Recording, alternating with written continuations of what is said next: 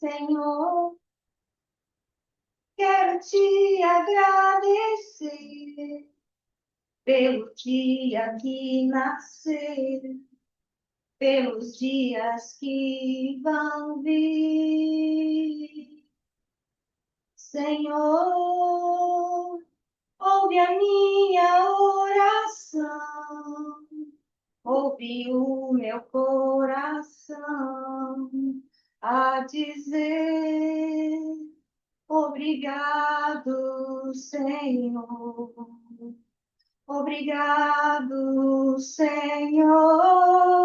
Oh, obrigado, Senhor. Obrigada, André. Então, gente, a gente quer começar perguntando para vocês, quem quiser se manifestar, não é obrigado. Quando foi a última capacitação que vocês participaram? E o tema, se alguém lembra?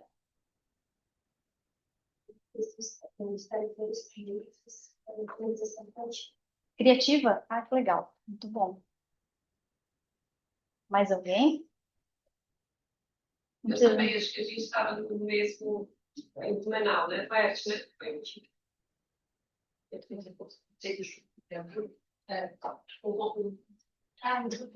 Também? Mais alguém? Não precisa ser na área do AFIG, pode ser em outra área. Zero também. Como é que foi? Foi legal? Conseguiram aplicar o conteúdo? Legal. E sobre o tema protagonismo infantil, o que vocês entendem sobre isso? Alguém quer falar? Por favor. Eu acho que talvez a gente deixar as crianças se expressarem um pouco mais sobre as necessidades delas, né? Sobre as coisas que elas gostam, ou sobre o que elas querem fazer, ou não, né? Deixar elas colocar um pouquinho mais a mãozinha assim na massa, né? Porque muitas vezes a gente pega as nossas crianças e acha que elas são bonecos que a gente tem que alimentar o tempo todo, tem que falar tudo o que tem que fazer, mas elas também têm sentimentos, necessidades, né? E os pensamentos delas. Eu tenho um pequeno de 3 anos. Acho que é isso. Perfeito. Pode falar, Ivan. Isso evangelizador dos bebês, eu já consigo fazer com eles isso, que um exemplo, bom samaritano, fazer com que eles mesmos façam no teatro, eles mesmos sejam os personagens deles, sabe? Então, o último que foi feito, a gente fez sobre esqueci. Aí a criança ia lá, cuidava do machucadinho, sabe? A gente fazia a criança ir lá, então, deixava com que eles fossem, ninguém dizia, vai você, deixava mostrando, você mostrassem a compaixão, sabe? Mostrassem o cuidado pelo outro, através de uma parábola do samaritano, mais feliz. E a gente já faz. Olha só, com os bebês, que legal. É uma fase que muita gente acha que não dá, né, para aplicar. Legal, esse exemplo. Mais alguém? De 3 a 4, 5, dá para trabalhar bastante a parábola da ovelha perdida, onde eles participam de todos, a ovelha que foge, como o pastor vai resgatar, e ela sempre traz de volta, sempre, mesmo que eles começam a comentar que Jesus é o pastor, e nós somos os ovelhas. Então, os pequenininhos já têm isso, sem precisar. Que legal. Mais alguém gostaria de complementar? Não? Tá bom. Então, acho que tem que ir com o mouse, não sei se vai. Apaga a luz. Agora a gente vai passar um vídeo para vocês, depois a gente vai falar sobre ele.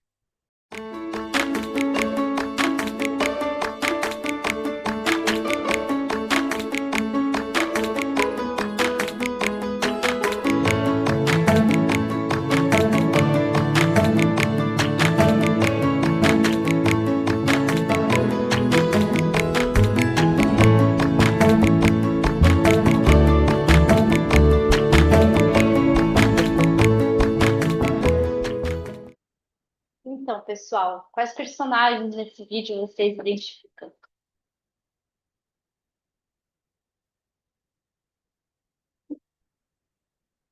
Vamos lá, só tinha dois.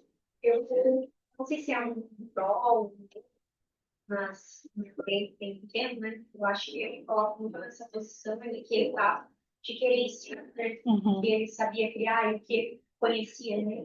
E que ele conhecesse também, né? Eu acho que tava no lugar dele sozinho. Como mãe, daí você tá Como falando. mãe. Perfeito. Mais alguém? Não tem certo ou errado, é uma leitura que cada um faz do vídeo, né? Que é a mensagem que entra no coração de cada um. Como é que entrou para vocês? Um aprendiz. Eu queria comer um pouquinho mais. A gente acha que já sabe quando a gente faz, mas não sabe nada. Uhum. Todos nós temos luz dentro da gente. Às vezes precisamos de alguém que nos mostre, né, que a gente está. E depois que alguém nos dá, ele a gente vai. Mas todos nós podemos. Verdade. Eu achei legal assim, a questão da metáfora, porque no primeiro momento aparece ele com a vontade de aprender aquilo, né? E é como se fosse o evangelho sendo apresentado pela primeira vez para uma criança, uma pessoa que não tem ainda 5 anos. E, e é legal que ele tem aquele ímpeto de aprender, mas nos primeiros momentos ele faz meio tortinho, ele vai vivenciando aquilo. E aí, de repente, quando ele faz uma que ele se sente orgulhoso de ter feito, aí o mestre aparece. Aí é muito legal aquela transformação ali que ele faz os gestos com o coração, aqui, né? E aí aquele sopro é como se fosse o inconsciente dos envolvidos, Uhum. né? Então, tem muito forte essa mensagem do Evangelho do estudar, do sentido, vivenciar, né? Colocar em prática o Evangelho. Então, tu usar o teu aparelho espiritual e físico para te transformar aquilo, né? E no final, o resultado final, quando ele conseguiu realmente transpor transcender a vontade dele, ele fez um vasinho extremamente elaborado, né?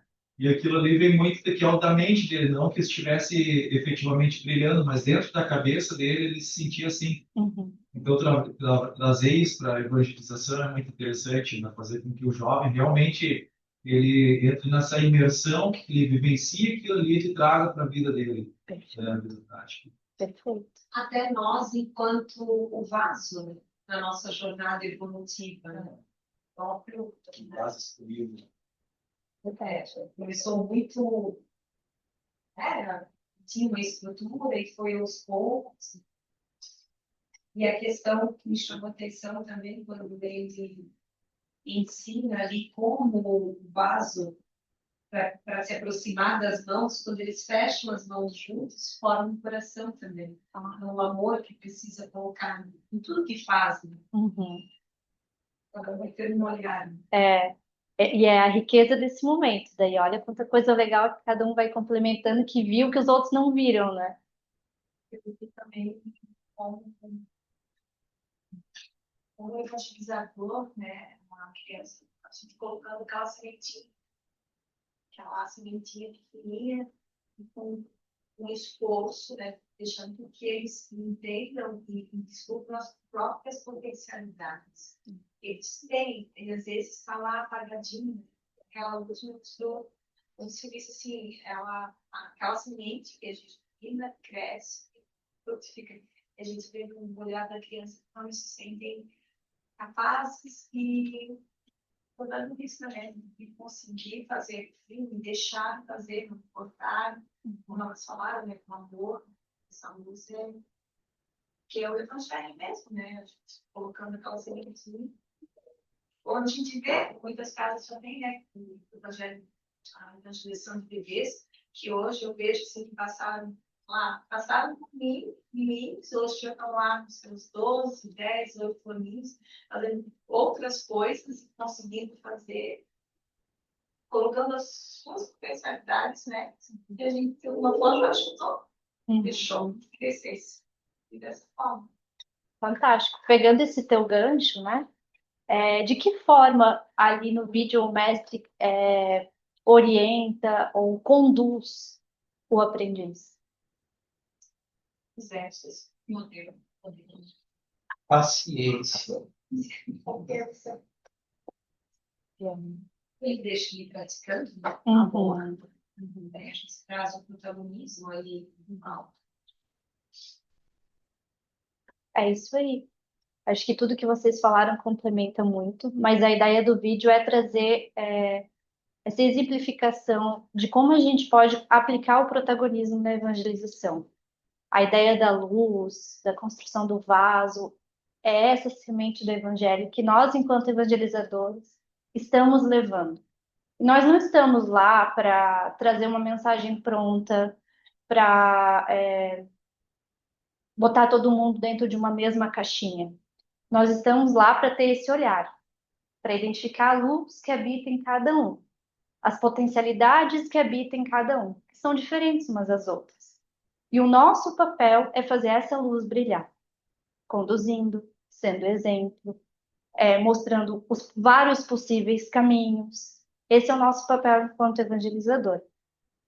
Mas é um vídeo muito profundo que vocês podem levar para vários outros significados. A do vaso achei fantástica, realmente dá para representar a nossa evolução. E a mensagem, então, vai ficar ali no coração de vocês, para cada vez mais ela brotar com significados diferentes e também ajudar na nossa caminhada. Agora a Zê vai continuar. Agora que o tempo ruim, né, Vivi? Então, pensando dessa forma no protagonismo, né? Como ali o mestre ele não fez pelo seu pupilo, né? Ele deixou o pupilo praticar, e essa é a nossa ideia do protagonismo. Nós viemos falar que o protagonismo infantil na evangelização espírita é esse ato de considerar o interesse, a opinião e a vivência da criança. Foi o que vocês já trouxeram para nós. Então, nós vamos olhar para essa criança, né? Vendo a criança, o espírito que está ali, né? Olhando com esse olhar sensível, ouvindo com a nossa escuta sensível e sentindo o que ela vai nos trazer. Isso é esse papel de protagonismo que nós estamos oferecendo e deixando que ela participe. Então, a partir dessa bagagem, né, desse espírito imortal que ali está, né, pré-existente, o objetivo é estimular cada criança a buscar as respostas para suas dúvidas, instigar sua curiosidade e apresentar possibilidades, de forma que ela se sinta considerada, ouvida e respeitada durante o processo de evangelização. Então, nós vamos tentar criar o máximo possível esse ambiente para que ela possa nos trazer o que ela já tem e o que nós podemos incluir ali para que ela possa se aperfeiçoar nesse processo do que ela já traz e do que ela pode angariar. E aí nós temos, né, por exemplo, aqui na curiosidade, nós podemos buscar, né, através de questionamentos, o que ela já tem de curiosidade. Às vezes ela nem sabe que ela tem, mas a gente pode fazer umas provocações. E aí eu trouxe algumas aqui para a gente lembrar que a gente pode usar na evangelização, por exemplo, né, que as crianças adoram dos animais. Os animais têm alma? Para onde que eles vão? E quando a gente faz uma pergunta dessa, eles trazem milhares de outras dúvidas para a gente. E aí a gente pode seguir com questionamentos de dúvidas para eles, de curiosidades, né? Para onde que o seu cachorrinho, o seu pet, onde que ele vai depois que ele morreu? E aí eles vão questionar, ah, tá, e o vovô e a vovó? Né? Para onde que eles vão? Lá no plano espiritual eles comem? Eles usam roupa?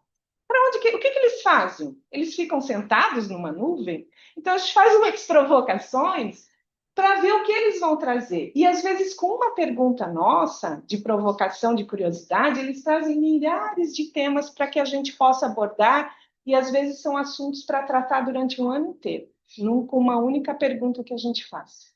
Então, isso vai nos ajudar nesses momentos aí. E E aí nós temos essa solidariedade entre as gerações como base. Então, a colaboração entre o evangelizador e o evangelizando e a autonomia da criança como fim. Então, o que nós queremos é fazer essa troca. Nós, que estamos no momento adultos e evangelizadores, né? Nesse vínculo, criar esse vínculo com essa criança que está ali chegando ao plano espiritual, ao plano terrestre agora, que trouxe essa bagagem. Então, nós vamos criando essa interação, sendo os mediadores do Cristo nesse momento, mas descobrindo que ela traz o que nós podemos auxiliá-la neste processo. E aí, agora nós temos uma sugestão de ações práticas. Mas, como, né, nós estamos aqui para aprender, nós vamos sugerir que todos nós possamos trazer sugestões práticas da nossa evangelização. Então, a dinâmica vai funcionar assim. Nós temos 3 cartazes. Um vai ser assim, ações práticas que vocês já conhecem e executam na sala de evangelizações. O segundo, evangelizações práticas que a gente faz na casa espírita e no movimento espírita. E o terceiro, o que vocês acham que não é uma ação de protagonismo. Ok? Então, nós vamos fazer os grupos, serão 3 grupos. A dinâmica vai funcionar assim. Pode passando, eles vão escolhendo a fitinha. 3 minutos, um cartaz vai ficar no grupo. Quando der os 3 minutos, o cartaz passa para o próximo grupo. Então, nós teremos esse cartaz 3 minutos em cada grupo. O seu grupo vai observar o que foi escrito já e fazer ações diferentes que vocês acham que não estejam ali contempladas. Ou Ok? seja, todos os grupos vão preencher todos os cartazes. Fechou? Dúvidas? Não?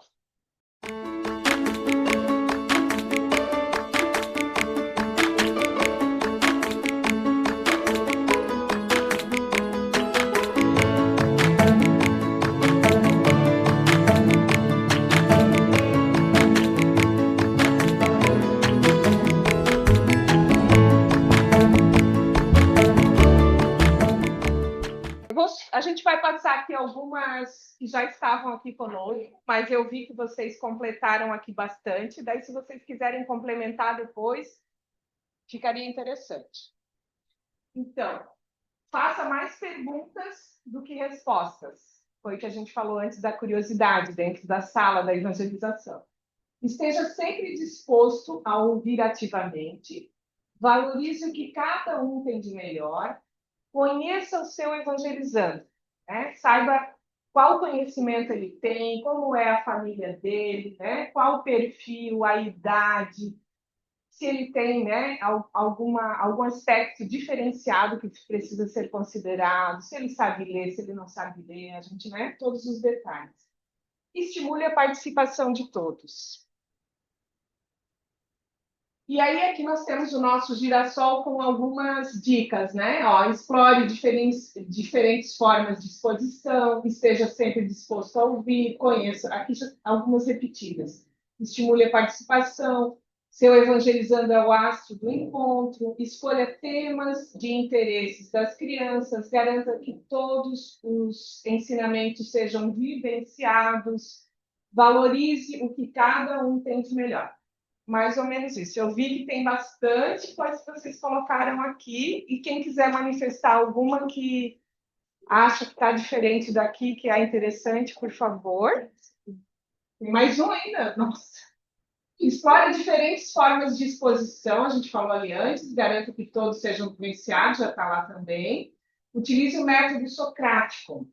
Na nossa apostila de protagonismo, que está nesse Padlet, que depois vai ser disponibilizado para vocês, tem a explicação bem certinha. Mas, basicamente, o método socrático é você fazer perguntas, não dar as respostas. Então, você vai perguntando até descobrir o conhecimento e vai alinhando para fazer um fechamento, né, da ideia, do conceito ou do tema que você vai trazer. Então, você vai buscando. Um fala uma coisa, outro fala outra, você só complementa o que faltar. Seria mais ou menos isso. Técnicas de meditação e respiração, né, que vão ajudar também eles nesse momento. Menu de cumprimentos, nós fizemos na entrada o nosso menu de cumprimentos para fazer esse acolhimento inicial. Técnica para divisão de grupos, nós fizemos uma delas aqui, né, que vocês viram, a técnica de divisão de grupos. Tem muitas outras. Alguém conhece outra? 1, 2, 3, 4. A, a famosa técnica poderia ser de outro jeito? 3, 2, 1. Poderia ser com peças de quebra-cabeça, poderia ser com palavras que se complementam, poderia ser com bala, com bombom, balas de sabores diferentes, poderia ser com... Cadê a nossa aula de criatividade?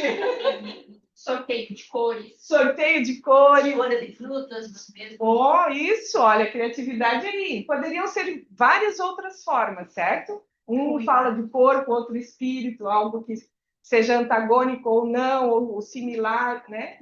Várias opções. Ambientes acolhedores, que é o que a gente falou, você acho que eu já ouvi aqui também, né? Você tem esse ambiente acolhedor. Se forem menores, o que a gente pode ter na sala? Almofada, um cantinho, livro, né? Instrumento musical, eu estou olhando para a Lu e lembrando espaços que educam, né? Para formar, então, esses espaços que educam. Então, agora, complementos, por favor. O método socrático a gente tentou aplicar com vocês no início, quando a gente fez a sondagem, para entender o que vocês entendem de protagonismo, e depois com o vídeo para ver o que vocês absorveram com o vídeo. A gente só não fez o fechamento que a Zé falou, porque o objetivo era realmente, primeiro, tirar de vocês qual é o conhecimento atual, para depois, agora, a gente complementar. Alguém quer completar alguma ação aqui que colocou diferente? Bastante coisa, né?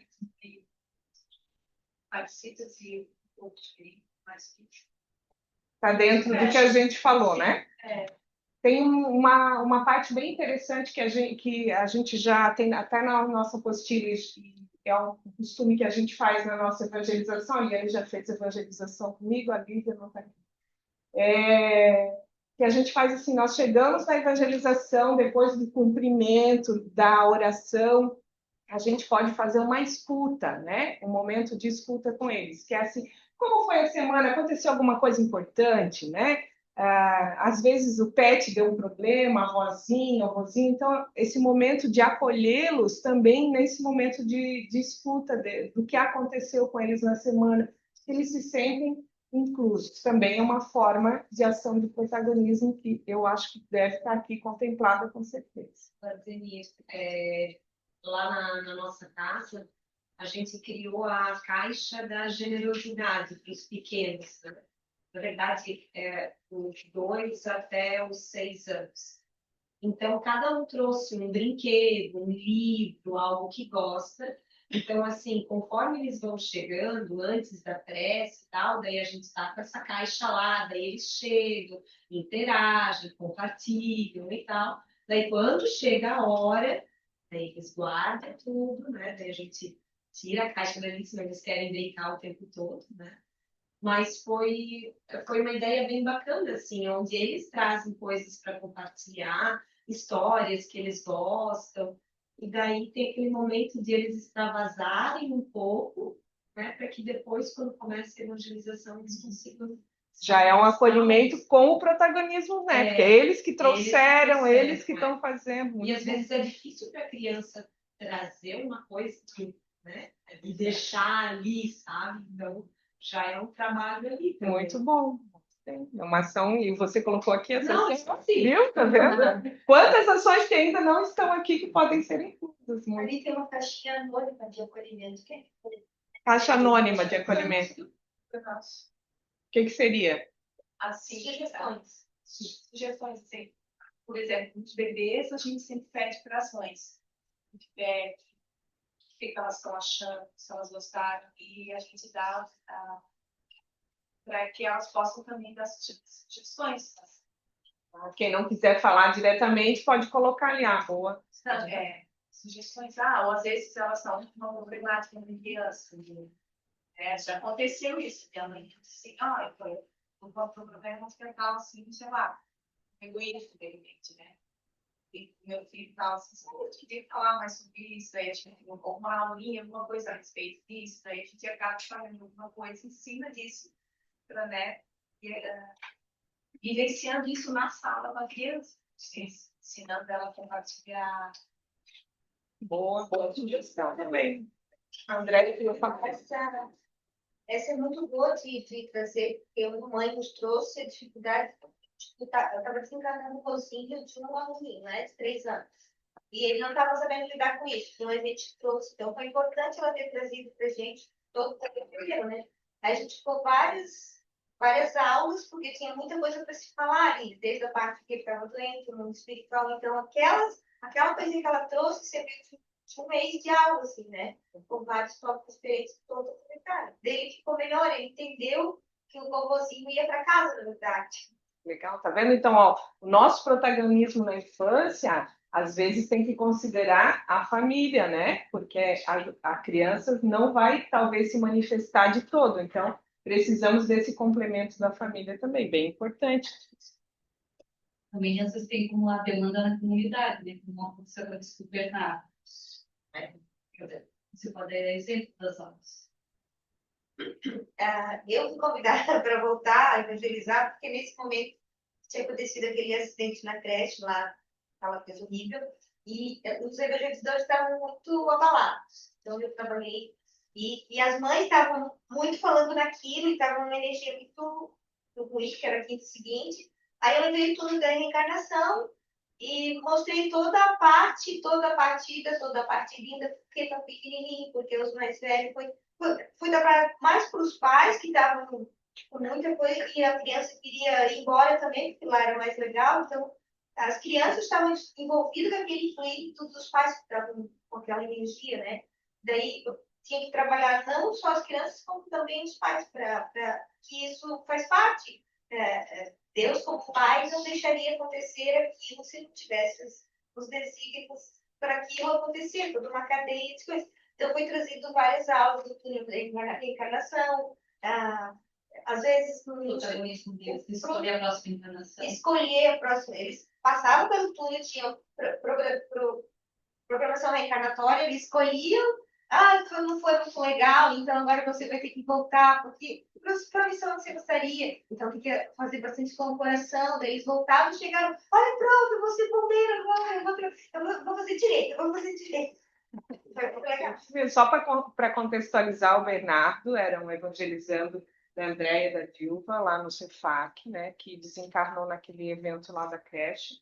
Daí todo o centro espírita estava abalado, né, os pais, então foi trabalhado esse tema.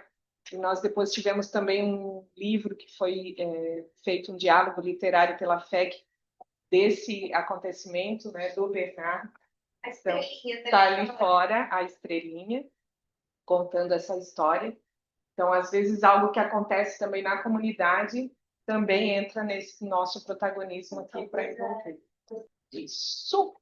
Então, nós temos aqui a sugestão de roteiros, né? Eu acredito que a maioria de vocês já trabalha com um roteiro quando faz a evangelização, se não, aqui tem uma sugestão. Depois a Dilva vai falar um pouquinho mais, e aí nós vamos ter aqui também no Padlet essa sugestão de roteiro, que é assim, né? Nós fazemos o acolhimento, a oração, depois tem o recapitular, lembra que nós fizemos? Então, o acolhimento aqui na chegada com o menu que vocês escolheram, a Andréia fez a nossa oração, o recapitular, a Camila solicitou que vocês falassem da última capacitação que vocês fizeram, né? Na evangelização nós podemos perguntar sobre a última aula, sobre o tema, felizmente. Desenvolver o tema, então daí você entra então no debate, no tema, vai esmiuçando um pouco mais, praticar e fixar, né? Que é o momento da vivência, da dinâmica que nós fazemos com os nossos pequenos. E aí nós vamos utilizar vários recursos, que é a nossa segunda parte aqui, que hoje estaremos falando sobre a ferramenta da arte. Por número 7, nós pedimos a verificação, né? Essa verificação normalmente acontece já durante essa prática, né? Porque a gente já vai, se a criança está ali numa parte artística ou A gente já vai conversando com os grupos, vendo o que eles estão entendendo, o que não estão, qual é a dúvida, já vai entrando aqui. E a última nossa oração, então, naquele dia. Então, é um roteiro bem simples, que fica muito fácil para a gente não se perder, para criar rotina também com eles que estão ali, que daí eles vão saber o que acontece durante aquele tempo de evangelização a cada encontro que nós temos. Lá na nossa sala de casa, dentro do acolher e orar, uma meditação, que é um relaxamento, uma meditação, algo assim. E os jovens estão aí, não sei se eles querem colaborar, outros deles, que ajuda, na verdade, a gente se ambientizar com a oração. Né? Às vezes tem música, quando o André consegue chegar, tem na sala também uma música fazer a diferença, para acalmar, para trazer eles ali, a gente começou a colocar mais esse ano, assim, a gente vê um resultado bom, que eles ficam mais Centrado. mais preparados para a eleição. Gente, isso mesmo, assim, nós colocamos os passos mais resumidamente, mas claro que vocês vão adaptando, né, uma sugestão, como a Camila falou, podem ser inclusos mais etapas aqui, mas o importante é que mais ou menos a gente tenha um esqueleto, assim, para fazer esse formato e criar essa rotina com os nossos lá em sala de aula. Eu Na pensei sala uma de coisa que talvez Sim. pode contribuir também. Sim. Não sei se algum de vocês já viu, mas a gente tem disponível no Spotify, no YouTube, frequências sonoras, né? Então, às vezes, tu quer fazer um trabalho com a criança, um trabalho mais calmo, você bota uma frequência, né? Mais calma. E se você quer fazer alguma coisa para ela expressar mais alegria e ser mais divertida, você coloca essa mesma frequência que é de alegria. Cada uma tem códigozinho, fala bem. Esse aqui. Isso aí é bem interessante, assim. Eu uso até para mim, sabe? Muitas vezes você precisa de uma inspiração diferente, ou alguma coisa nesse sentido, né? Aí dá para pegar bem certinho naquela ali, a vibração. A gente tem as músicas espíritas, né? Tem assim, nós temos algumas, né? Já com vibração. Então a gente já tem as músicas mais para oração, né? O Clóvis, o Leandro podem me falar melhor a respeito. Daqui a pouquinho a gente vai entrar no tema.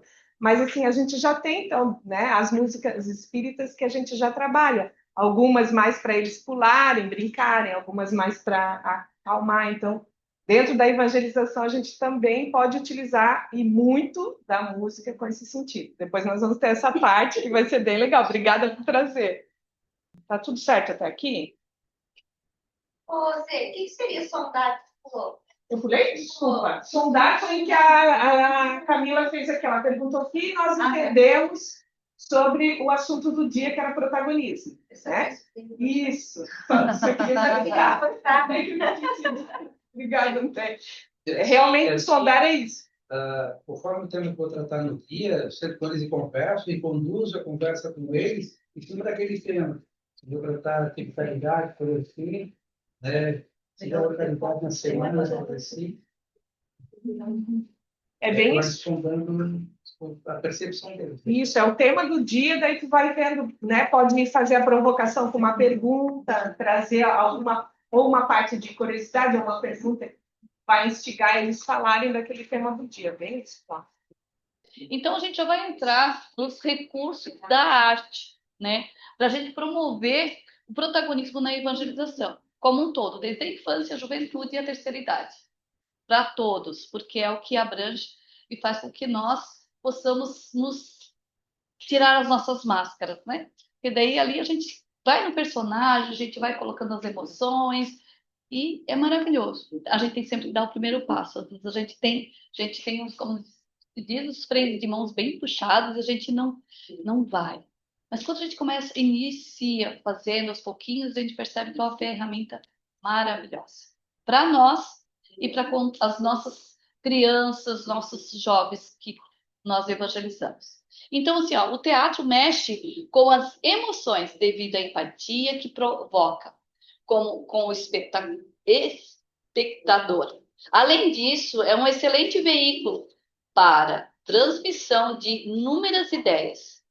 Encenar peças de teatro com jovens traz-lhes incontáveis ganhos, a começar pela absorção do próprio conteúdo a ser apresentado, mas se considerarmos as exigências dos ensaios, a aceitação de papéis, as infinitas correções, as horas dedicadas exclusivamente a essa atividade, a necessidade de respeitar o ritmo do conjunto, a incorporação dos sentimentos alheios, vemos que se ganha também em disciplina, dedicação, perseverança, humildade, aceitação de diferenças, empatia, responsabilidade, autoestima e muito mais.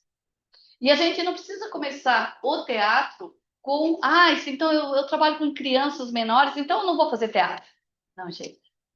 A gente tem que começar com as crianças, porque quando chega na adolescência, daí eles não fazem mais.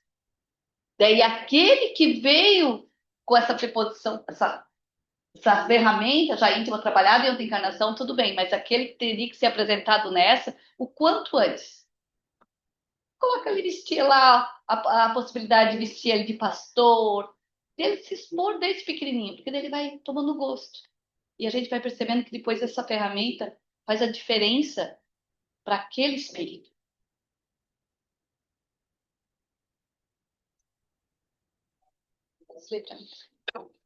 Howard Gardner sugere aos educadores que tentem compreender cada educando, buscando adaptar o ensino às suas particularidades. Ele nos traz, né, as múltiplas inteligências. A linguística, espacial, a lógica, corporal, a musical é natural, a naturalista. Então, aqui traz com que nós percebemos que a maioria de nós aprendemos de diversas formas. Tem aquele que tem facilidade com música, ele vai ouvir uma música, ele vai gravar aquele conteúdo e vai levar para a vida. Tem aquele que escuta 300 vezes como eu e não grava música, e tá tudo certo. E a gente tem que reconhecer. E troca a letra. E troca a letra. E é composição própria. E é isso. Então, nós não vai ser dessa maneira. Mas vai ter aquele que a gente vai levar para lá para fora na natureza e vai ensinar a abraçar a árvore e ela vai levar para a vida aquilo ali. O amor à natureza, a criação de Deus. Tem aquele que a gente vai ter que fazer aqui. Vamos fazer uma expressão corporal? Aquela expressão corporal com aquela música vai marcar aquele espírito. E ela vai se encontrar num recurso da arte. Claro que tem aqueles que canta, dança, faz teatro, né? Daí tudo bem, que bom, né? E assim, a linguística e a questão espacial, né? O que a gente não pode, a gente não deveria, né? Porque pode que a gente acaba fazendo muitas vezes. É usar o mesmo recurso sempre na nossa sala. Eu conto uma história e peço para eles desenharem. Todas as aulas. E a criança que precisa de uma música, a criança que precisa se expressar por a questão de uma expressão corporal. A criança que às vezes a gente tem que levar um texto e dividir e pedir para que todos façam um teatro e falem um pouquinho. E ela quer se esconder atrás do coleguinha, mas ela faz porque é dentro da sala. E ela mesma começa a se descobrir que ela consegue. E aquilo faz diferença na vida dela.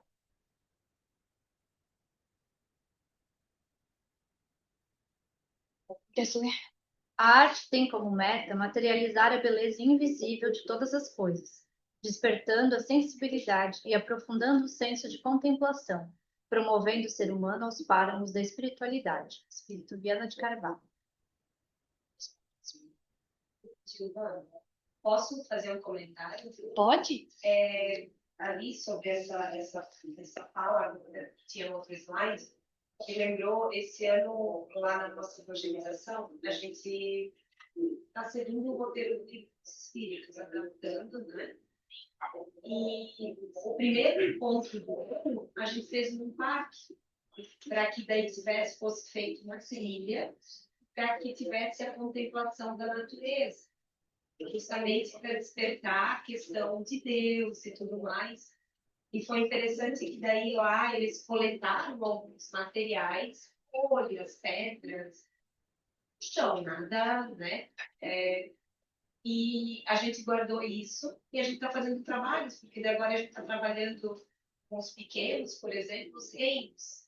Então, quando chegou o reino vegetal, eles estão usando o que eles coletaram para fazer uma colagem, para fazer naquela parte de fazer atividades, depois da gente compartilhar, né, a temática. É bem isso, essa questão de Das trazer. múltiplas linguagens. É, Legal isso, né? A gente percebe. E aquele que não tem tanta afinidade acaba conhecendo e assimilando também, né?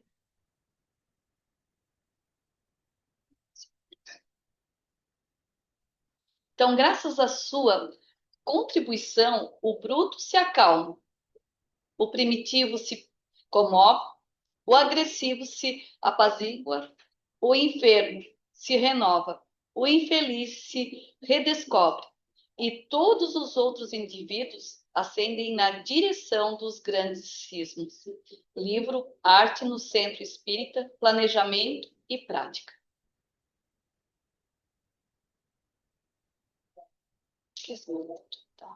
Suscetível ao novo, a criança deseja interagir diretamente com os conteúdos que lhe são apresentados.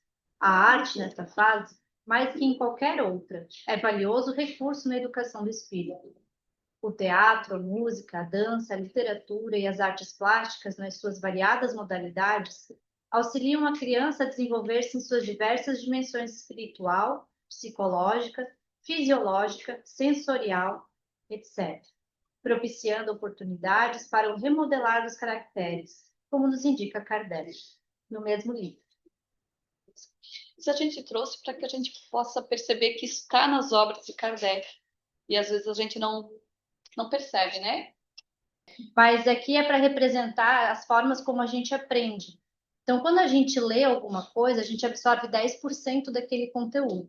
Quando a gente ouve a exposição, como a gente está falando aqui agora, e vocês estão ouvindo, vocês estão absorvendo só 20% do que a gente está falando. Quando vocês observam, tiram tempo para prestar atenção como aquilo se desenvolve, 30% vocês vão conseguir absorver. Quando vocês veem e ouvem ao mesmo tempo, vocês absorvem 50%. Quando discutem com outras pessoas aquele tema, vocês absorvem 70%. Quando vocês colocam a mão na massa, a gente absorve 80%. E quando nós ensinamos outras pessoas, nós absorvemos 90%. Então, são várias formas de serem trabalhadas a aprendizagem. Aqui a gente está falando sobre a aprendizagem, as formas que a gente tem de transmitir para os evangelizandos. Nós acabamos fazendo tudo isso numa sala de evangelização, né? Mas quando a gente consegue estar fazendo essa fala, envolvendo eles produzindo, eles fazendo uma música, eles representando, quando a gente leva um figurino, uma peça, para eles colocar para compor aquele personagem, tudo isso está agregando para que eles possam assimilar o conteúdo que nós pretendemos levar para os nossos evangelizandos. E para nós, porque nós também assimilamos, né? Quem mais assimila, quem mais aprende, somos nós, que preparamos tudo. Então, a ferramenta dessa encarnação, a evangelização, primeiramente, como espírito, é para cada um de nós. ingênuos achando que a gente vai evangelizar crianças. Não, nós estamos nos evangelizando. Crianças evangelizando.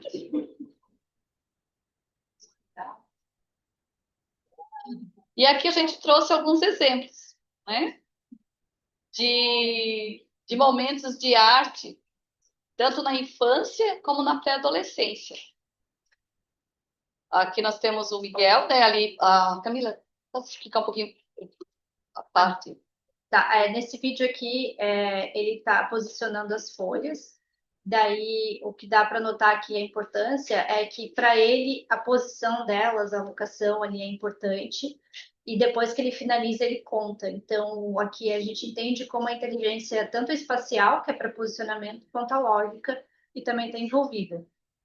Aqui embaixo é desenho, leitura, e aqui ele está cortando, praticando, claro, a motricidade fina, mas a gente poderia pensar na questão da colagem, de recortar algumas coisas, é um outro tipo de inteligência também.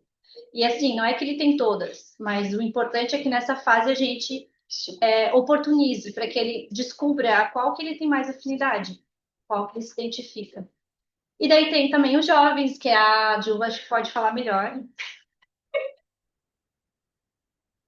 Daí, agora eu vou perguntar para os jovens aqui, que Eu tenho 2 jovens aqui que eles começaram comigo na evangelização com 9 anos fazendo teatro. Não é verdade, Gabriel e Maurício? E pensa quando foi 12. Mas 12 anos? Você tinha 12 anos? Ah, não. Você está 12 anos no teatro. Eu entendi errado. Você tinha o quê? 9 anos, então. Maurício tinha 7, 9. 7 ou... É. E vocês ainda fazem teatro até hoje? Fazemos. Só que hoje é porque a gente quer. Esse é o drama. Eu acho que esse A gente pode escolher. a gente vai escolher. Bom, Nós também. tem coisa que a gente não escolhe ainda não. Mas eu acho que esse é o maior desafio para quem evangeliza, é cativar, sim, as pessoas, cativar os melhores. Então, por a gente ser, eu acho que, com certeza, todas as pessoas mais novas que tem dentro dessa sala aqui são porque os pais trabalham e estão envolvidos nesse ambiente. Então, se tu levar em consideração as pessoas novas que entram dentro do centro espírita, se os pais não são engajados, elas não continuam no centro espírita, porque ou elas não sentem o incentivo do pai, ou, vou falar por mim mesmo, a minha mãe me obrigava a ir, eu não gostava de ir, eu não queria ir, só que hoje eu agradeço muito, porque transformou a minha vida. Muitos jovens não sabem o que eles gostam, o que eles querem, o que é bom para eles e tudo mais. Então, isso é a parte de você guiar eles. Então, lá na frente, quando ele tiver um raciocínio bom, quando ele tiver alguma perspectiva de vida, de certa forma, assim, como é que é o mundo, ele vai conseguir decidir os seus caminhos. Então, cortar esse laço quando o pai e a mãe vê que o filho tem sua vida, de certa forma, quando a pessoa tem que trilhar seus caminhos e deixar ele fazer isso ali. A gente conversou das pessoas tomarem suas escolhas, seus filhos tomarem suas escolhas. Então, só que isso é depois de uma certa idade, entendeu? Não tem como tu deixar uma criança de 7, 8 anos escolher o que ela quer ser, o que você quer fazer. Obviamente que ela não vai querer fazer alguma coisa produtiva, uma coisa que vai agregar na vida dela, porque ela não tem esse conhecimento. Agora, a gente adulto com essa responsabilidade tem sim essa ideia e tem que guiar sim seus filhos, por mais que eles não gostem nesse primeiro momento. Nunca me imaginei sendo um ator, praticando teatro assim, tipo, ativamente. Porém, hoje a gente está nessa lida incrível já, né? Mas isso que o Gabriel falou é muito importante, porque eu já escutei pais que já ouvi, ou talvez vocês também, dizem assim, quando meu filho crescer, ele que escolha o que ele quiser para ter chão, uma casa. Aí, só que hoje, os pais, quando trazem, não é, obrigam, né, Gabriel? Tem uma base. Agora, aquela criança, como é que ela escolher aqui? Não tem base nenhuma, não mostraram Jesus, o Evangelho, como é que elas vão escolher um norte? Se não tem o sul e o norte para escolher. Não tem uma base. Então, realmente tem que agradecer, realmente, porque É muito importante trabalhar a família, né? Porque muitos pais vão para a palestra para deixar os filhos na creche da evangelização, né? Não entendem que ali é um trabalho importante para a criança. É só para ter onde deixar a criança enquanto eles isso é importante a família para o Sim. E só complementando também o que o Gabriel disse, conseguir saber potencializar as características que a criança tem. Então, como, por exemplo, eu e o Gabriel, a gente fazia evangelização, o teatro surgiu porque a gente era muito bagunceiro. E a gente era muito ativo, a gente era muito... brincava bastante. E ali surgiu, foi visto pela Jill, principalmente, que dava para surgir alguma coisa daquilo. Dava para canalizar essa energia para algo produtivo, para algo dentro da doutrina e que a gente futuramente gostasse. A gente gosta hoje em dia de fazer. Então, saber potencializar, saber identificar aquilo que a criança tem maiores facilidades, tudo mais, então, por exemplo, na música, no teatro, na dança, várias partes da arte, né? Também na literatura. Então, todas essas partes, a gente tem um olhar atento para essa criança para saber potencializar as características dela. Isso é imprescindível. Então, assim, surgiu esse grupo, né? Nós tínhamos evangelização no Cefar, no sábado à tarde. os pais iam para palestra, eles tinham evangelização. Depois os pais iam para os cursos e eles ficavam naquele grupo ali, e com essa energia toda que o Maurício trouxe, compartilhou. Daí surgiu a questão da gente fazer um teatro, começar com teatro, né? Como eu era uma pessoa que não gostava do teatro, tá? Então, assim, eu fui convidada para fazer parte do grupo de teatro. Pensei, meu, que legal, vou levar o meu filho e vou levar minha irmã. Quando chegou no dia, minha irmã foi para casa dos meus pais, meu filho estava com o braço quebrado, a diretora deu papel para mim. Pode rir. Pensei, eu não acredito. Como é que eu ia me desvencilhar daquele papel, gente? Não tinha como. Daí eu dei continuidade. E com aquele trabalho, eu descobri um recurso que, quando eu comecei na evangelização, eu acabava levando como para assimilar conhecimento, para ser dinâmico, para trabalhar a questão do grupo. Porque, assim, a música é maravilhosa, nós vamos falar mais adiante, mas quando trabalha um teatro em grupo, a gente trabalha muitas questões, como a gente trouxe ali, a disciplina, a empatia, a paciência, porque você às vezes assimila com tranquilidade o texto, fácil, né, Gabriel? Mas tem o coleguinha que não assimila, e daí você faz o ensaio 300 vezes, porque o coleguinha ainda não assimilou.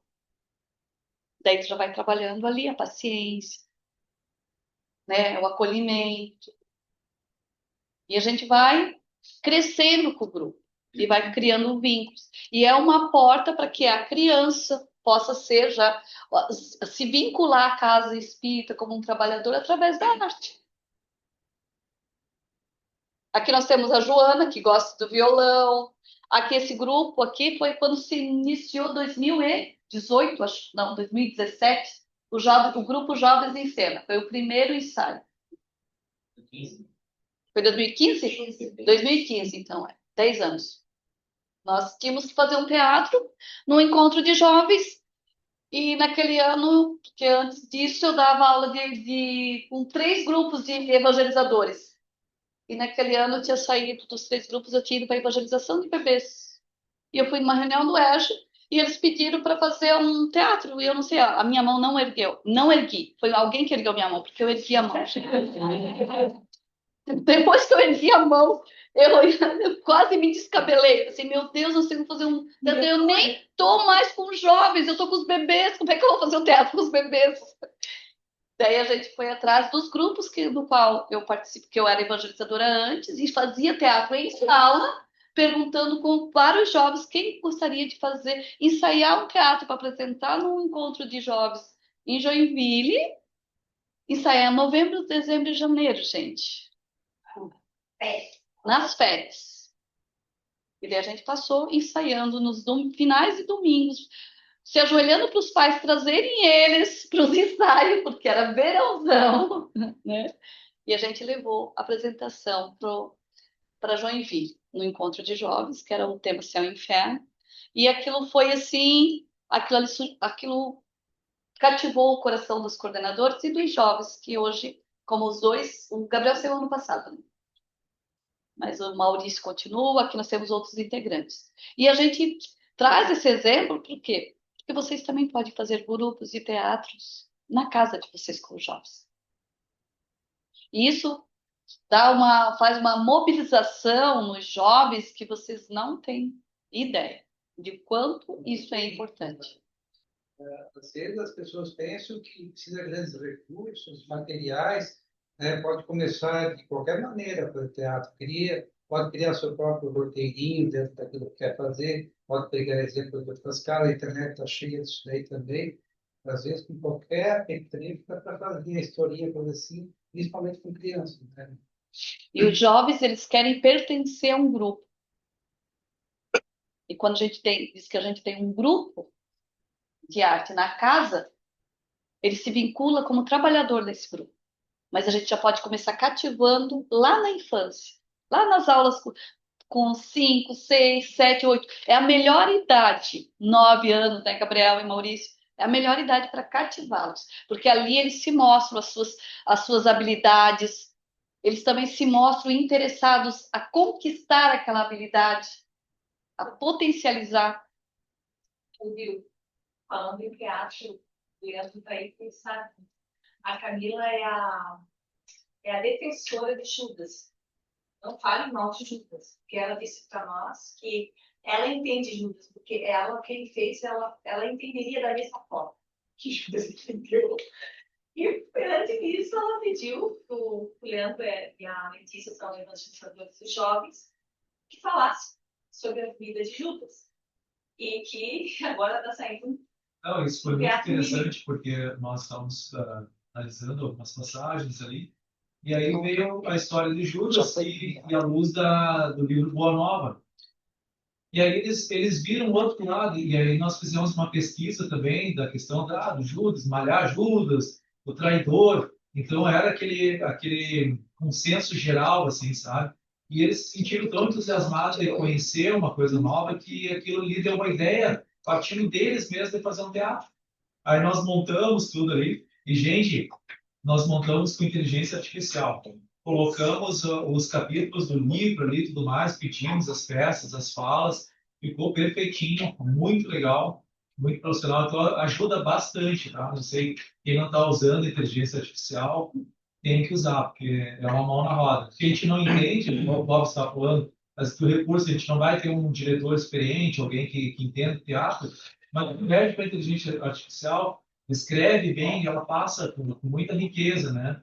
Então, a gente vai apresentar agora uma palestra com o teatro dos jovens, a pedido deles, inclusive, iniciativa deles, protagonismo, né? E esperamos que dê novos frutos depois desse grupo teatro na nossa casa. Dê um nome, forme um grupo. Eles precisam disso. De pertencer a um grupo. Não ser só uma apresentação. Uma coisa interessante da fala do Leandro, assim, falando de arte e tudo mais. Mas, assim, para quem não tem tanta experiência, tanta afinidade, não é, né? A área de atuação profissional, a inteligência artificial tem ajudado muito. E até, inclusive, na elaboração de aulas, de encontros, assim, porque, na verdade, não é passar a responsabilidade para a IA. Na verdade, você acaba dando os comandos corretos, né? E você é o especialista que está avaliando o que ele te deu de resposta, né? Então, assim, ela tem sido uma mão na roda mesmo. Só comentando, então, abrindo parênteses aqui, nós tivemos na última quarta-feira um treinamento sobre IA para evangelizadores do Semiárido Virtual da FEC, então deve estar gravada essa aula, vai ter um segundo semiárido também virtual que vai tratar desse tema, os cuidados que nós temos que ter e todas as coisas que também nos auxiliam, então, para a gente ter esse equilíbrio. Então, se vocês tiverem interesse, tem no site da FEC de semiárido virtual e lá dentro tem essa capacitação. Vai ser agora em agosto. O próximo é em agosto ainda, né? Isso. E eu só queria complementar que no módulo passado, quando a gente falou sobre as fases de desenvolvimento, a Pri trouxe a informação de que essa sensação de pertencimento, ela já começa de forma muito intensa a partir dos 9, 10 anos. Então, realmente, o que a Dilva está falando sobre você criar um grupo, dar uma identidade, nessa fase, ela é ainda mais importante porque é muito comum a gente ver muitos adolescentes, quando estão entrando ali na fase da adolescência, 12, 13 anos, evadirem da evangelização. Então, se você cria ali com uns 9, 10, essa sensação de pertencimento, é algo que vai ajudar nesse momento de transição que o Espírito está passando, que é importante para ele também. É uma ferramenta muito rica nesse sentido também.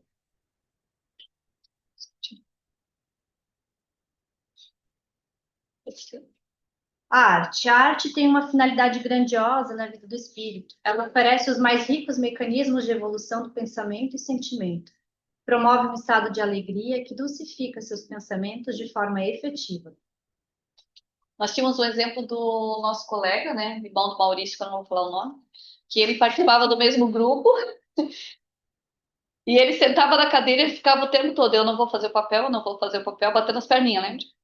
Daí, quando chegava no momento da fala dele, ele entrava. Depois ele voltava para a cadeira fazendo isso. Mas ele atuava e ele pertencia ao grupo.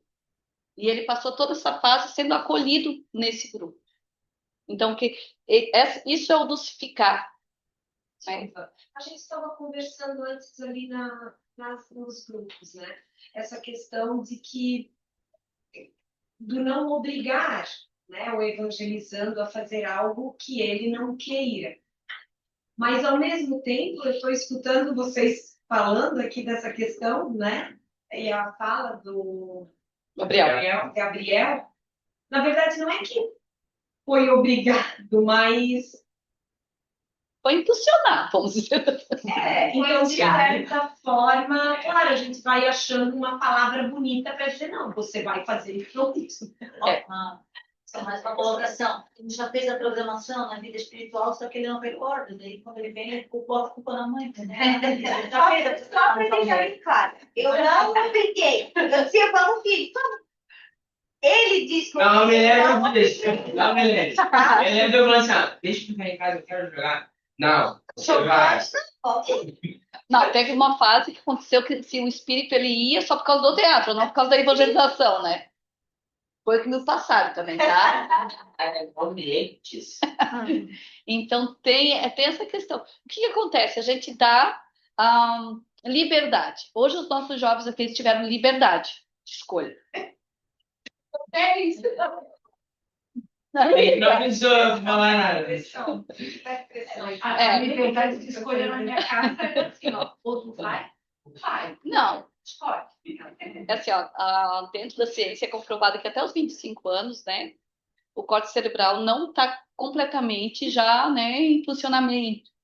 E que os pais têm que ser esse córtex cerebral do espírito. Né? Porque o pai e a mãe, por amar aquele espírito que ele recebeu, ele sabe o que é melhor e o que não. A gente vai ser cobrado? Exatamente, a gente vai ser cobrado. Certo?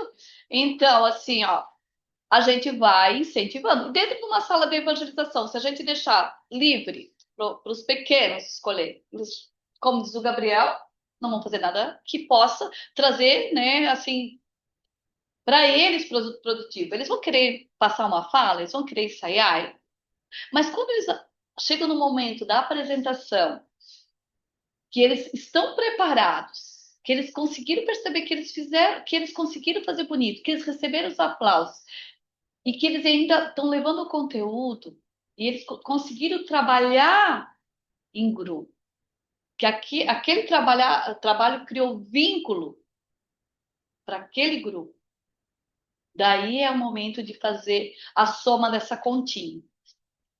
Porque se a gente for fazer a soma da continha lá em cima, não, eu tô forçando, eu tô chamando para o ensaio, mas e lá no final? Vamos fazer a avaliação. O que contribuiu todo esse trabalho para o espírito?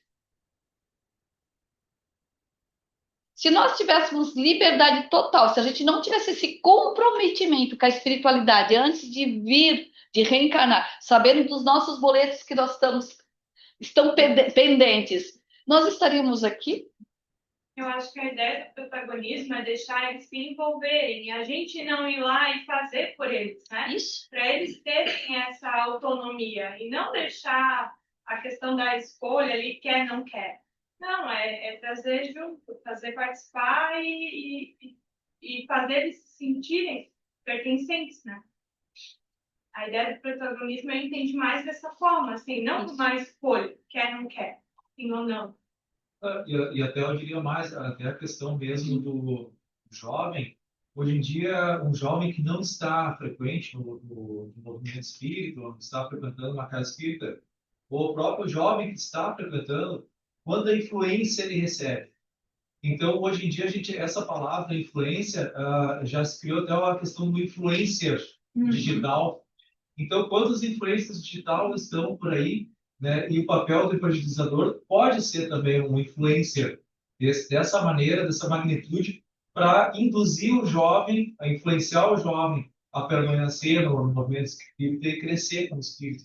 Essa questão da influência, eu vejo assim, né?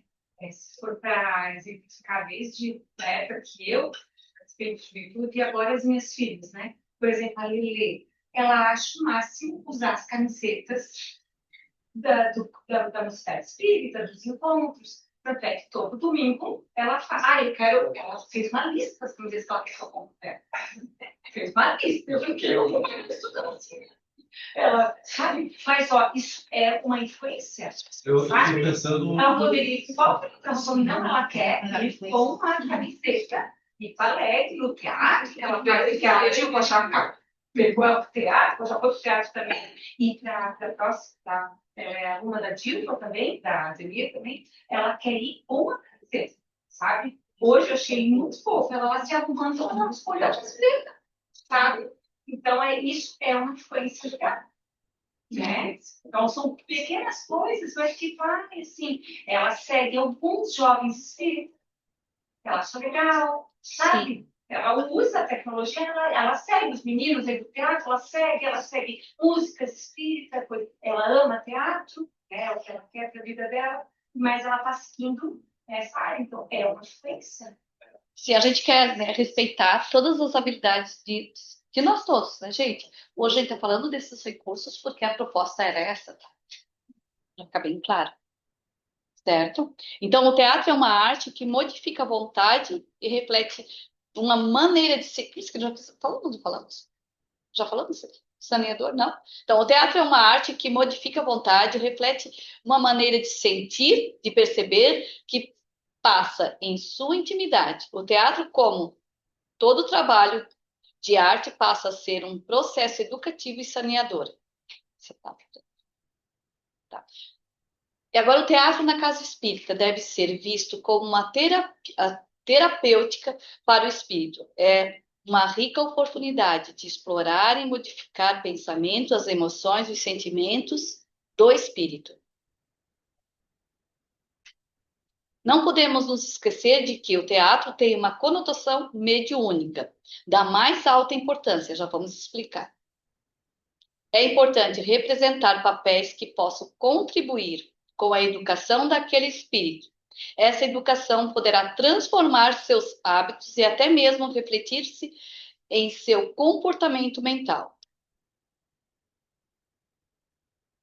Devemos sempre ponderar qual a finalidade de tudo que realizamos, considerando a grande importância do teatro e do ensinamento. Então, o teatro, bem direcionado às necessidades do espírito, pode contribuir para o entendimento dos dramas íntimos que ele carrega.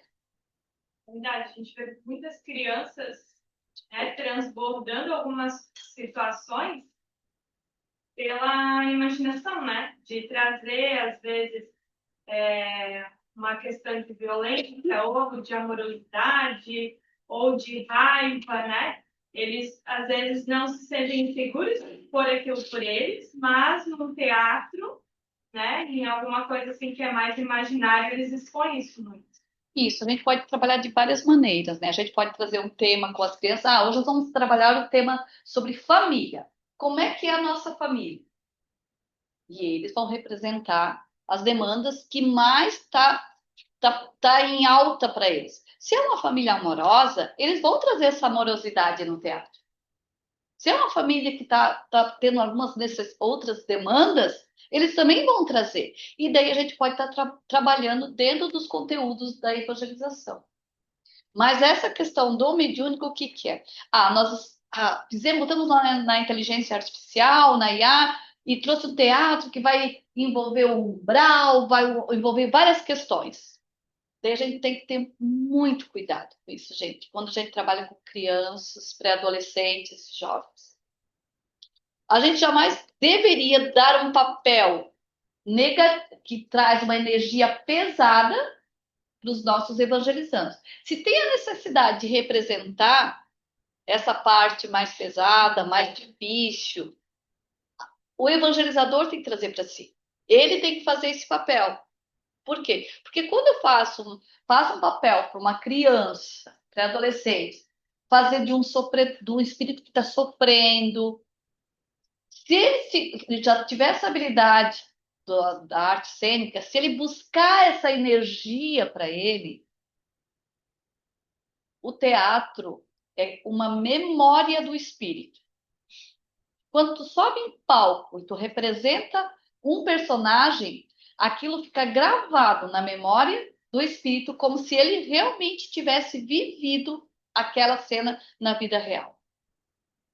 Então, esse é o grande cuidado que a gente tem que ter quando a gente leva um esquete, uma encenação para dentro das nossas aulas. Quando a gente, agora vocês vão criar, e quando você percebe que aquela criação não vai somar nada para aquele espírito, que aquilo vai só buscar energias negativas, que vai buscar em personagens, talvez ele até está trazendo o que ele está, mas aquilo vai somatizar nele. Talvez o evangelizador tem que dar um jeito de conversar, de conduzir, fazer como ele perceba que deve fazer de uma outra forma. Tipo, deixa eu te perguntar, e se dá um desfecho positivo no final, isso muda ainda? Muda bastante, mas ele tem que saber o começo, meio e fim. E aquele que começou, que fez no começo baixo astral, passou por aquela energia negativa, no final ele tem que sair muito bem, para ele sair com aquela energia do final, aquela transformação. Que ele pode até estar fazendo resgate de sentimentos, de emoções dele, mas nunca se deixar um evangelizando sair de uma sala que ele fez um espírito sofredor e que ficou naquela sintonia. Eu fiz um tempo atrás, muitos anos atrás, a Jussara colocou, eu e um colega, que a gente fazia os espíritos no umbral. Gente, cada vez que eu tinha que fazer um ensaio, era terrível para mim. Eu já tenho conhecimento, eu tenho mediunidade, eu me concentrava, o que eu me conectava?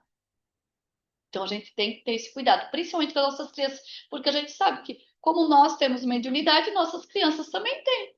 E, às vezes, a gente não sabe o grau de conexão. Ainda mais quando crianças, pré-adolescentes, que ainda até os 7 anos, eles estão mais pro lado de lá, pro lado de cá. E é a questão também, depois, da conexão de cada um. Então, o cuidado com as falas, com os papéis, senão todo mundo vai dizer, vamos fazer teatro. E, às vezes, não vai somar. E a gente não quer isso. É usar esse recurso para que a gente possa conectar nossas crianças, nossos jovens, com o recurso da arte nas nossas casas espíritas. É engraçado, agora pegando o gancho da tua fala, é engraçado que lembrando dos papéis dos teatros que a gente já fez, cada pessoa por si só tem uma característica.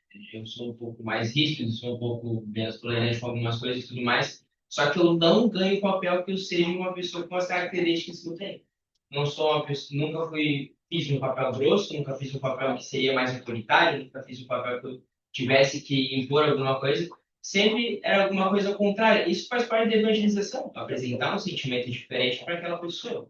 Então, você tirar aquela pessoa do como ele é normalmente, obviamente, você vendo as crianças, você vendo os adolescentes, você consegue meio que planejar, não planejar, mas consegue identificar padrões de características daquela pessoa. Se você propor algum trabalho onde ela tem que olhar de uma outra maneira, com outros sentimentos e mais, ela vai criar essa percepção e vai falar assim, às vezes eu não preciso ser assim. Às vezes pode ser de outra maneira. Muitas vezes no ensaio eu escutava assim, avança a voz. Fala mais calmo, fala mais baixo. Aí depois eu fui entendendo, eu falei assim, muitas vezes a pessoa leva isso para a vida pessoal, obviamente. Teatro é uma coisa que envolve energia, envolve você consigo mesmo. Todos os sentimentos que você coloca dentro de uma peça, você vive eles no seu dia a dia. E todo mundo aqui tem estresse, todo mundo aqui passa por momentos tristes, passa por momentos mais reflexivos. Então, isso você aplica ali em palco. E você pega todo esse sentimento e bota ali. Quando, na minha, assim, opinião pessoal, quando termina a peça,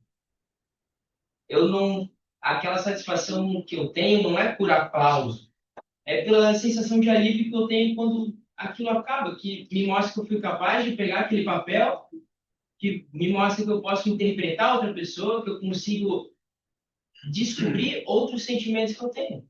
Então, aquela satisfação não é por ser reconhecido, é por simplesmente levar ilustrativamente a vida de Jesus e de algum personagem para outras pessoas que conseguem apenas compreender aquilo lá visualizando. Então, eu não sou uma pessoa que consome livros, mas eu consumo muito esse tipo de ambiente. Conversas, pergunto muito, tento conversar muito, porque isso é a minha maneira de absorver conhecimento.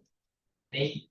Então, a parte de você canalizar, você evangelizar a pessoa através da arte, é muito dessa parte também. Você pegar uma dificuldade que a pessoa tem, mas pense dessa outra forma, qual seria o contrário? E eu proponho esse desafio. é a técnica do contraste. Euripides Barçanufo trabalha essa atividade, essa peça, ele já trabalhava na época, que se uma pessoa ela é muito falante, dá papel de árvore. Aquele que é muito tímido vai fazer o papel principal. E daí trabalhar com essas personalidades em palcos, trabalhando o seu contraste como espírito, colocando no lugar do outro. Sim, eu não sei se é para todo mundo a mesma percepção que eu tô tendo, tá? Mas assim, parece que tudo que tu tá falando é meio óbvio, talvez. Mas para mim é algo que eu nem tinha cogitado, nem pensado, tá? E ouvir a fala do Gabriel assim, nossa, né? É uma coisa assim que realmente faz a diferença, porque é alguém que vivenciou isso, né? Muito legal isso, olha. Tem a Emily, o Enzo, Maurício, são todos do teatro. Daí temos mais jovens também fora, Posso dar, tá? que nem o Gabriel falou, essa questão de você vivenciar essas questões dos personagens, né? Então, a gente fez um teatro Aquela vez. e eu sempre muito tímida de fazer o primeiro, né? Então, a gente fez a Mulher Monástica. Eu fiz o papel da Mulher Monástica e o tema era para mostrar a fé que ela tinha, né? Então, todos devem conhecer a história, né? Então, o tema foi a questão da fé. E eu até então, eu sempre tive fé, mas era, sabe, aquela fé assim mais, será que é, será que não é? Então, depois desse teatro que a gente fez, né? Então, eu fiz o papel na Mulher Monástica, parece que mudou alguma coisa dentro de mim, sabe? Aí você faz, você tem o entendimento da história toda, do contexto, né? Por que aconteceu tudo aquilo lá. E a fé foi assim, uma coisa assim que, depois daquele teatro, assim, me modificou. Então, a gente aprendeu assim que você realmente não precisa tocar na pessoa e ver, né? Ah, eu acredito em Deus, mas só vendo. Eu acredito em Jesus, mas só você vai ser... Não, né? Foi simplesmente encostar e saber que a fé era aquilo que ela precisava para ela ser curada, né? E isso, de alguma maneira, mudou dentro de mim. Então, assim, o teatro, nesse sentido, foi maravilhoso. Maurício vai falar. Eu vou só perguntar pro Gabriel. Gabriel, você não consome literatura, né? Quantas vezes você tem que ler o texto para decorar? Pode falar, Maurício. É só com Eu achei bem interessante o que o Gabriel falou, quando a gente para para pensar, mas isso é inclusive uma técnica que é usada na psicoterapia, na cognitivo comportamental, que é, por exemplo, insight de comportamento, roleplay e tudo mais, onde, por exemplo, tu não sabe agir de tal forma, mas tu finge que tu sabe e vai fazendo isso várias vezes até tu saber de fato. Então, como, por exemplo, eu sou uma pessoa muito ansiosa. Eu vou me colocar nessa situação de forma gradual até essa ansiedade diminuir, até eu não ser mais uma pessoa ansiosa, conseguir falar em público e tudo mais. Por exemplo, pode ter vários sentimentos diferentes, o Gabriel falou, tem a terapia da compaixão, onde a pessoa aprende a ter compaixão a si mesmo, e também acho que entra muito essa questão que o Gabriel falou, mas é exatamente isso, de tu se enxergar de fora, e fazer como se fosse outra pessoa para tu aprender dessa forma. É isso mesmo. É uma técnica da psicologia, né? E é o que eu e o Euripides já trabalhava lá atrás, lá essa questão do contraste, de se colocando, se vendo o contrário do que você traz nessa encarnação. Obrigada, Maurício. Ouvindo a fala dele, pode aqui, daí eu me sinto assim, que eu componho poemas, música, né? E eu me sinto desenvolvendo aqueles poemas, eu mesmo, as músicas que eu faço. Então, isso é muito bom, é importante para a pessoa, porque ele relaxa e solta tudo aquilo que precisa apresentar. Isso. É maravilhoso. Isso. A gente sabe, se a gente pudesse ficar pensando, a gente ia lembrar de alguma coisa que a gente também já teve vivência, né? Mas a gente vai falar um pouquinho de pintura. A pintura na casa espírita deve ser vista como um processo de grande beleza e importância. É uma das formas que os espíritos expressam seus pensamentos dentro do belo, mas acima de tudo há objetivos grandiosos que precisam ser melhor compreendidos. A arte tem em si um grande trabalho: despertar no espírito a sensibilidade, desenvolver os sentimentos e aprimorar sua forma de expressá-los. Um trabalho de iluminação íntima. É também um fator para quebrar a timidez, medo e a insegurança, que tantas vezes campeiam em nossos pensamentos e atitudes. O sublime da arte é a poesia que nos transporta para fora da estreita esfera de nossa atividade. Obras... A música. A música tem extraordinária função. Provocar uma vibração diferente, atuando de forma ampla nos sentimentos. Desperta desejos, sentimentos que se mesclam, deixando sempre sinais no conteúdo íntimo do ser. A gente vai dar uma corridinha. Então, precisa trazer harmonia e jamais excitações. A música alcança as mais íntimas estruturas do pensamento, sendo seu alcance maior do que da palavra.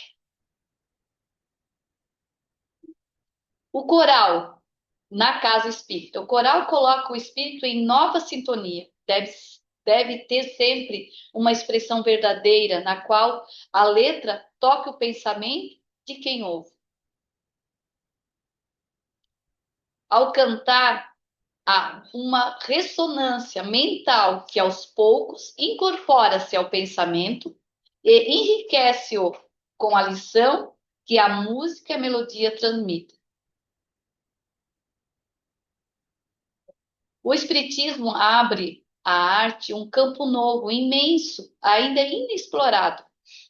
E quando o artista reproduz o mundo espírita como convicção, haverá nessa fonte as mais sublimes inspirações, obras póstumas. Como alguns jovens já falaram, como a arte impactou a sua vida, a de vocês, a gente vai perguntar para todos vocês, né? Como a arte impactou a vida de vocês? Mas em especial para quem, dos nossos jovens que começaram como crianças, nós temos a Emily, Enzo. Eu gostaria que vocês falassem. Como a arte impactou na sua vida, Emily? Me ajudou muito no quesito da timidez. Eu era muito tímida, ensaiava até falar presente na sala de aula. Desde que eu entrei no teatro, desde que eu comecei a trabalhar na casa espírita, tem me ajudado bastante. Enzo, como é que você fez um dos samaritanos lá, que tem, acho que a fotinho lá no Cefá, que ainda é sua? Acho que você também devia ter uns 9 anos quando você fez. Foi importante para você? Como é que impactou? Eu acho que, além da timidez, como a Emily falou, também me ajudou a gostar mais da doutrina espírita.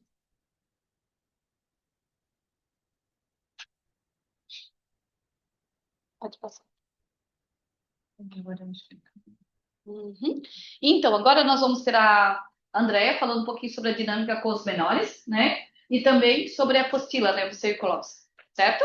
Claro, vocês dois. Sobre a música. Vou passar a apostila pro Clóvis, porque ele tem mais. Pegou? Ele tem mais anos de escola de música. Mas eu, no 3, 4 anos, Ela trabalho falou de muito. música, não de idade. Não de idade, de música, tá? Aí, né, meu. Assim, eu trabalho a música há 3, 4 anos. Primeiro, começa a janelinha dela, uma música, fechar a janelinha para poder falar com Jesus. Ali já é uma conexão. Depois a gente vai cantar o Bem-vindo, para ele se sentir acolhido, né? E o Júnior Vidal veio aqui em Blumenau e já fez 2 capacitações aqui em Blumenau, online em Blumenau, fazendo capacitações com a gente sobre a música. Quando a gente vai fazer uma música na sala, não quer dizer que a gente só cante. Uma música é a aula toda. Então, por exemplo, a gente pegou uma música auto especial de Júnior Vidal. Nessa música tem evangelho, tem várias coisas aqui na música. Vamos passar a música? Vai passar a música e depois a gente vai falar sobre ela. Auto especial. Aqui na lateral da apostila tem um exemplo. tem um aspecto pedagógico e doutrinário da música, tudo ali que fala das parábolas, fala da respeitar as diferenças. Aqui na música mesmo, o tema é bullying e respeito às diferenças. Dá para trabalhar várias coisas nessa música. Então, uma música dá para fazer várias aulas. Para eles, quanto mais eles ouvirem, mais a música em si já é mediúnica, né? Então, toda essa energia, porque está falando evangélico, porque a gente está falando a diferença do outro, todos somos irmãos, está falando de reencarnação, porque a gente vem diferente, dá vários temas numa música. E no segundo, como é que a gente pode trabalhar o potencial artístico? Com coreografia, com expressão, artes plásticas, dá várias coisas com a mesma música. Trabalhar diferenças de gênero, buscar conhecer o outro, a inclusão, bullying, que está na moda, né? E as percepções, desconforto, tristeza, alerta, responsabilização. Então, olha quantos temas numa música para trabalhar. E a música, gente, os pequenininhos, 3 e 4, eu tenho que tirar os 10 minutos da música. Eles amam a música Morto-Vivo. Para mim, Morto-Vivo é a doutrinário e a aula inteira. Vocês conhecem a música Morto-Vivo? Projeto Evangelicar? Gente, essa música os pequenos pedem toda quinta, não vou embora sem elas. Então, a música mexe muito com eles. Eu consigo mais com a música do que uma contação de história, puxar eles. Eu tenho um pequenininho, sobrinho da Dilva, de 3 anos, ele pede a música, e ele é autista, ele é um Draven, ele quer a música, então tem que estar sempre cantando. Então, para mim, a música na religião é sempre. Aqui tem 17, né? São 17 músicas da mesma pegada que a Andréia falou do lado, que pode ser explorado, né? Que deve ser explorado. E para quem quer ampliar o horizonte de música, sempre que a gente faz um evento de converginha, aqui de integração em música, elabora uma postura de músicas e desde encontro aquele encontro. Às vezes a gente mantém as mesmas músicas, às vezes vai acrescentando. Geralmente não fica de público sempre, porque a equipe de música de integração é que tem acesso. Se vocês quiserem, pode falar comigo, com a Vilma, a gente tem um telefone, e a gente manda esses artigos para vocês de música, correio, com energia, né, para consumir esse produto. Cuidar com o conteúdo de música na sala de aula, porque o fato aconteceu, né? Não foi na minha sala, eu disse assim, qual é mesmo o nome daquela música? Como é que é aquela música da semente? O menino começou, semente. A cabeça deles é assim. Às vezes eles vêm pedir para a gente cantar, posso cantar música, posso tocar, eles consomem em casa outras coisas, tá? Tem que cuidar com o conteúdo de música, né? A arte espírita, ela tem que ter o conteúdo espírita. Quem faz tem que estar ligado à comunidade espírita, o conteúdo da doutrina espírita, a letra, a melodia tem que vir de fora. Como a gente faz o Festival de Arte que vai ter agora dia 16, né? 16 de agosto, né? As inscrições são feitas desse, do outro, sempre passa por um crivo de uma coordenação para ver o conteúdo que vai ser apresentado, como vai ser apresentado, né? A qualidade. Para não correr o risco de a pessoa, eu tenho um livro escrita, de repente, quero fazer uma música, vou apresentar, tal, isso é uma coisa totalmente atravessada, né? Porque tem um grupo grande de arte e música na Santa Catarina, que é Amigos da Arte, procuram ali, e tudo que tem de teatro, de música, de poema, de bate-papo, tem longos embates sobre inteligência artificial, mas tudo que está sendo consumido de arte de Santa Catarina está nesse grupo aí, tá? É Amigo da Arte da Fé. Tá? O livro que mais a gente consegue trabalhar com os pré-adolescentes é o livro Boa Nova.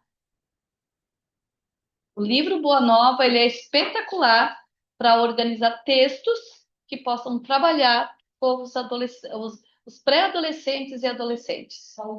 Boa Nova. O Boa Nova. Então, assim, e tem, cada casa também tem a sua, né, a sua linha, como na Eurípides Barçanufo já fez a história de Eurípides Barçanufo, juntamente com os pré-adolescentes e adolescentes, e assim a gente pode ir buscando recursos, né? Vamos trabalhar então sobre a oração. o evangelho no lar. Vamos apresentar como é que se faz o evangelho no lar. E eles apresentar, eles ir lá para frente, eles representar. Francisco de Assis, e assim por diante, né? Aqui encerrou, agora nós vamos para a dinâmica.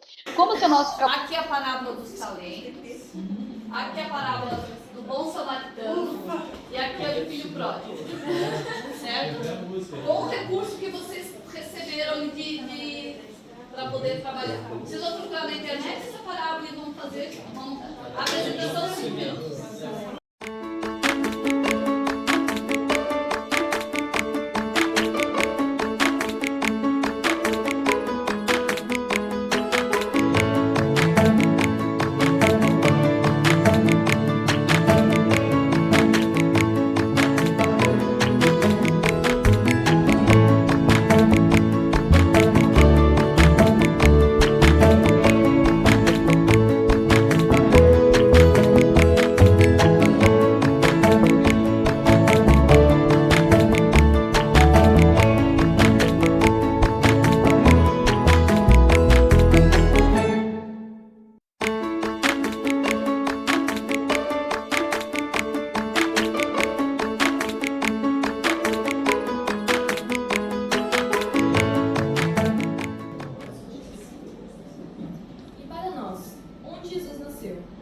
Perguntamos a Maria de Magdala, onde e quando Jesus nasceu, e ela nos responderá. Jesus nasceu em Betânia. Foi certa vez que a sua voz, tão cheia de pureza e santidade, despertou em mim a sensação de uma vida nova, com a qual até então eu jamais sonhara. Perguntamos a Francisco de Assis, o que ele sabe sobre o nascimento de Jesus. Ele nos responderá. Ele nasceu no dia em que, na praça de Assis, entreguei minha bolsa, minhas roupas e até meu nome para segui-lo incondicionalmente, pois sabia que somente ele é a fonte inesgotável de amor. Perguntemos a Pedro, quando deu o nascimento de Jesus? Ele nos responderá.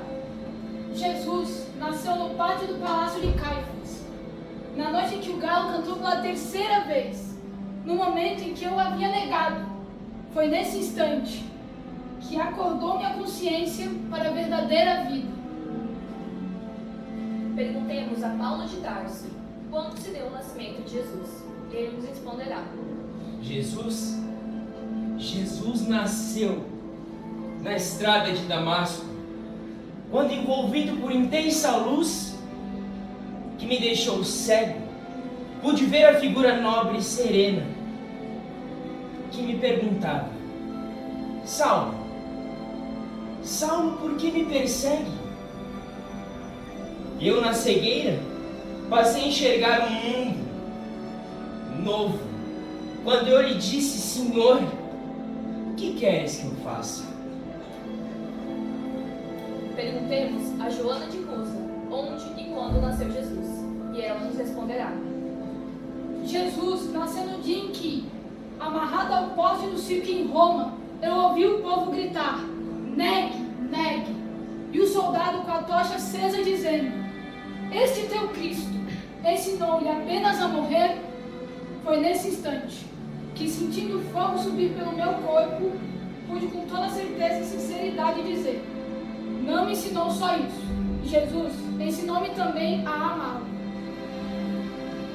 Perguntemos a Tomé, onde e quando nasceu Jesus, e ele nos responderá. Jesus nasceu naquele dia inesquecível em que ele me pediu para tocar as suas chagas, e me foi dado testemunhar que a morte não tinha poder sobre o Filho de Deus. Só então compreendi o sentido de suas palavras: eu sou o caminho, a verdade e a vida. Perguntemos à mulher de Samaria, o que ela sabe sobre o nascimento de Jesus, e ela nos responderá. Jesus nasceu junto à fonte de Jacó, na tarde em que me pediu de beber e disse: mulher, eu posso te dar a água viva que sacia toda a sede, pois vem do amor de Deus e santifica as criaturas. Naquela tarde, soube que Jesus era realmente um profeta de Deus e lhe pedi: Senhor, dá-me desta água. Perguntemos a João Batista, quando se deu o nascimento de Jesus? E ele nos responderá. Jesus nasceu no instante em que, chegando ao Rio Jordão, pediu-me que o batizasse. E ante a meiguice do seu olhar e a majestade da sua figura, pude ouvir a mensagem do alto. Este é o meu Filho amado, no qual pus a minha complacência. Compreendi que chegara o momento de ele crescer e eu diminuir, para a glória de Deus. Perguntemos a Lázaro, onde e quando nasceu Jesus? E ele nos responderá. Jesus nasceu em Betânia, na tarde em que visitou o meu túmulo, e disse: Lázaro, levanta. Neste momento eu compreendi finalmente quem ele era, a ressurreição e a vida. Perguntemos a Judas Iscariotes, quando se deu o nascimento de Jesus? Ele nos responderá. Jesus nasceu no instante em que eu assisti ao seu julgamento e à sua condenação. Compreendi que Jesus estava acima de todos os tesouros terrenos. Perguntemos a Bezerra de Menezes, o que ele sabe sobre o nascimento de Jesus? E ele nos responderá. Jesus nasceu no dia em que eu desci as escadas da Federação Espírita Brasileira e o homem se aproximou dizendo: vim devolver-lhe o abraço que me deste no nome de Maria, porque renovei minha fé e confiança em Deus. Foi neste instante que percebi a sua misericórdia e o seu imenso amor pelas criaturas. Perguntemos finalmente a Maria de Nazaré, onde e quando nasceu Jesus? E ela nos responderá. Jesus nasceu em Belém, sob as estrelas, que eram focos de luzes, guiando os pastores e suas ovelhas ao berço de palha. Foi quando segurei em meus braços pela primeira vez e senti se cumprir a promessa de um novo tempo através daquele menino que Deus enviara ao mundo para ensinar aos homens a lei maior do amor.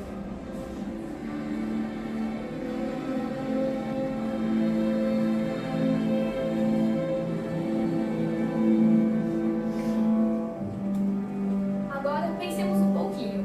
E para nós, quando Jesus nasceu?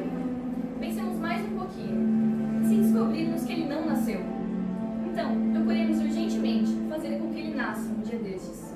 Porque quando isso acontecer, teremos finalmente entendido o Natal e verdadeiramente encontrado